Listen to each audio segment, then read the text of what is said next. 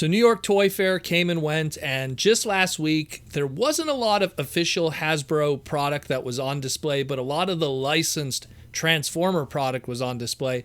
And Super 7 showed off their Golden Lagoon collection that was going to be a Target exclusive that went live for sale on Target that following day. And that sold out, but don't worry, they'll probably be available in stores supposedly February of next year. And they also showed off their exclusive for November of 2021 for their web, Santa Optimus Prime. Now, what was interesting about it was on display. A lot of people took photos of it at their booth, but no one talked about the back of the card back. The reason for that was the back of the card back for this Santa Optimus Prime, while it did show a little bit of a cross-sell of the first 4 waves of their reaction stuff. It obviously left out all the exclusives and all the crazy other stuff that exists from their reaction Transformers line. But what was interesting was the back of the packaging also featured what is going to be Wave 5 for their Super 7 Reaction Transformers collection. So we're going to talk about those today because interesting choices there and a little bit of a weird packaging flub, and maybe that's why they didn't want to show it off initially, because I think something needs to be changed.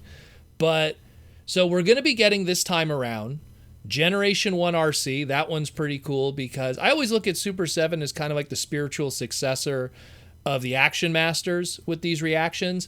And considering that Arcee was actually supposed to get an Action Master at one point, officially, and it just never happened ultimately in the end. All we have is like Japanese mock-up photos. It's nice that we're finally getting one of her here. I guess it's also to kind of be a companion piece to the Wave 4 1986 stuff that's going on, so it kind of works out well.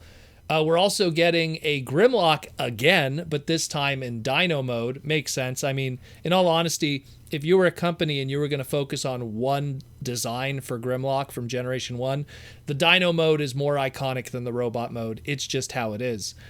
Then, of course, we're also getting Reflector, pretty much just the Viewfinder centerpiece. I'm pretty sure at some point they're going to retool and repaint that, and you'll be able to get the other side that you could army build.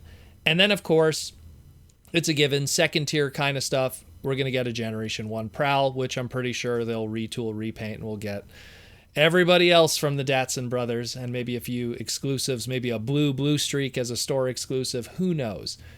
But what's interesting about this is the back of the packaging and why I think they didn't want to talk about this and why just the photos have just come online now is because the back of the packaging kind of has a little bit of a flub. It says collect all the Autobots and Decepticons, and the Autobots have a red font and the Decepticons have a purple font, and for some reason Prowl has the purple font.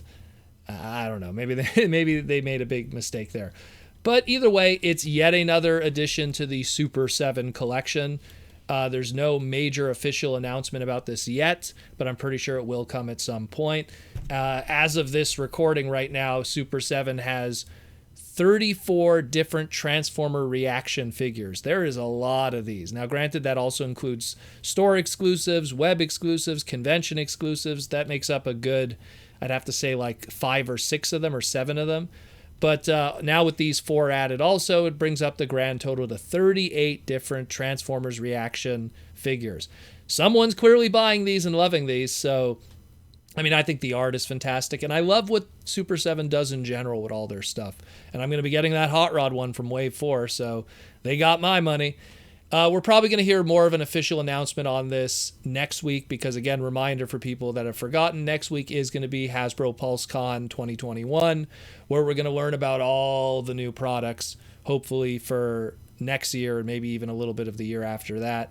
So stay tuned for that. That's going to be October 22nd and 23rd. You know we're going to cover it all here. So be sure to stay tuned for that and be close to your interweb where we'll talk about all the latest product. But this is interesting. Again, more Super 7 stuff. There's clearly people out there who love it. These will probably be an MSRP of $18 like they always do. And stay tuned for more information from the podcast.